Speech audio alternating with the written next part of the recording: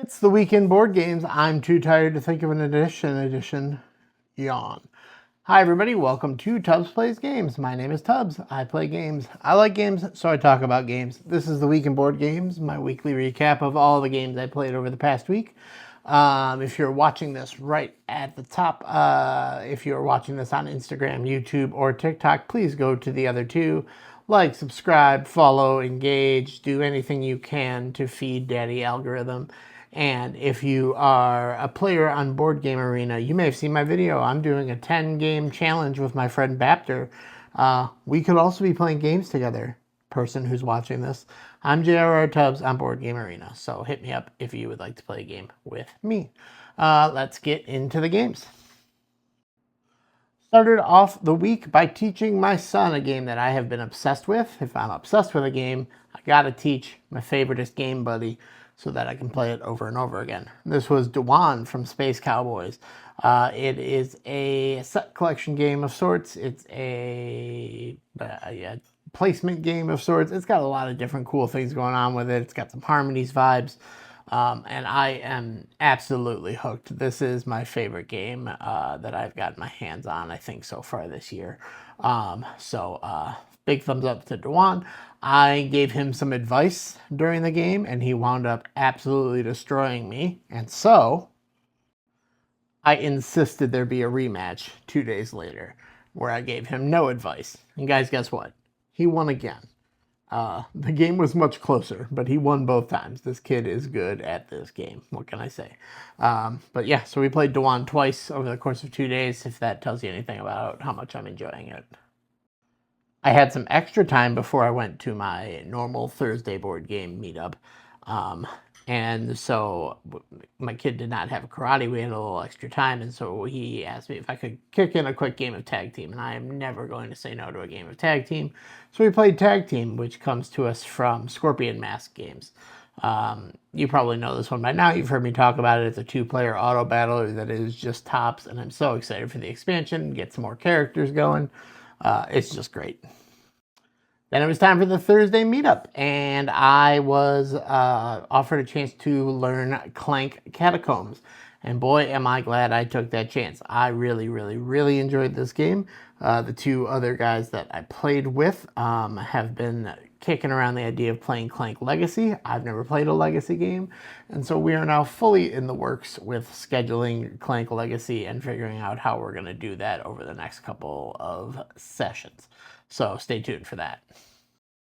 These Thursday cruise sessions often wind up ending with a rousing game of Time's Up. Sometimes some other party game, but almost always Time's Up. What we really like about it is that our board game group has two very distinct age categories. We have a 27, 28 to 32 range, and then we have a category of 38 to 40-ish that is almost always there on Thursdays.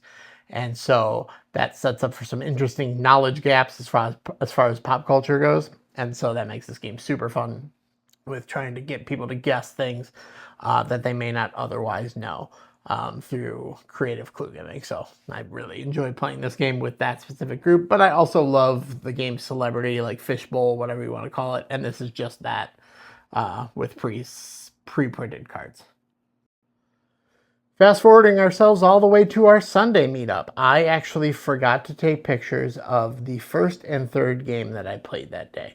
The first game that I played was Tatsumi, which is from Adam's Apple Games. The review of that is coming. I got a little bit held up. I'm going to do my damnedest to get it all finished up this week and posted for Friday. But I will just tip my hat a little bit and say I'm really, really enjoying this game. So Tatsumi was the first game that we played. Then we jumped into Root. One of our players got all of the new factions and the new expansion. And those of us that were big Root fans were looking forward to trying them. I played as the Bats, and pretty cool. Learned what I did wrong, why I lost the game. And so I would look forward to playing the Bats again. Root is from Leader Games, by the way. And then I forgot to take a picture of this last game, and I'm bummed that I did. The last game was Mille Fiori, which is from DeVere Games. And this was another, what I'll call a redemption game. So when I first joined this group, I did not I was a person who played board games a lot, but I did not know the depth of the hobby. And so when I first kind of started coming to this group more regularly, I was a bit intimidated by the games they were introducing me to. And then I learned you could rank games on Board Game Geek. And I was going back and ranking games that I knew I had played with them, and Millie Fiore popped out, and I was like, I don't remember anything about this game. Must not have been that great, so I ranked it a 6. Then we're all sitting around one night, board game group, hanging out, and we were talking about board game rankings and kind of going through our Board Game Geek rankings, and I realized I'd rated Millie Fiore a 6, and I did not know why. So I got another opportunity to play this, and let me just say, because time is running short on this video, actually, you know what? We'll go to the next segment. By next segment, by the way, I meant the program I use to make these videos only lets me shoot in 3-minute chunks that I then edit together. You don't need to know all this. Anyway, Millie Fiore, as I was saying, it's this really cool game that has like these little mini games where you're scoring points in different ways. Which is something I really, really enjoy. And so this game that I started out rating a 6 has been bumped up to a 9 now in my BGG rankings. I truly, truly enjoyed it. So I'm so glad I got to play it again, and it is now on my games I would like to own list. And that's all the games we played.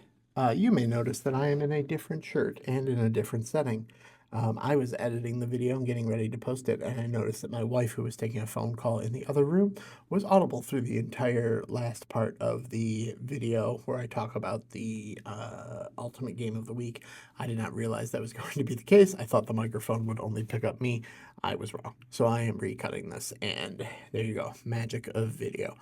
So it's time to announce Ultimate Game of the Week. Ultimate Game of the Week is a byproduct of Game of the Week, which is a hashtag I run every week on Instagram, where people in the Instagram board game community post their favorite game they played that week. I collect all of the games. I post them to my story on Monday morning, and people have Monday to vote for their top 3. And then whatever game or games gets the most votes are crowned Ultimate Game of the Week. I will tell you, I've been keeping track of both all of the games nominated for Ultimate Game of the Week and then all of the winners of Ultimate Game of the Week. And at the end of the year, we're going to have a lot of data, which is fun. I love data. But without further ado, the winner of this week's Ultimate Game of the Week is Come Sail Away, which was nominated by Moments.Gaming.Together. Come Sail Away is an excellent game. I definitely agree with the assessment of the community. Yeah, it's dope. You guys should check it out if you haven't played it already. And so congratulations to Come Sail Away. And that's going to do it for this week in board games. Stay tuned this week for a review, I hope, and then also for updates to Bapter and I's 10-game challenge. So until next time, my name is Tubbs. This is Tubbs Plays Games. I'll see you soon.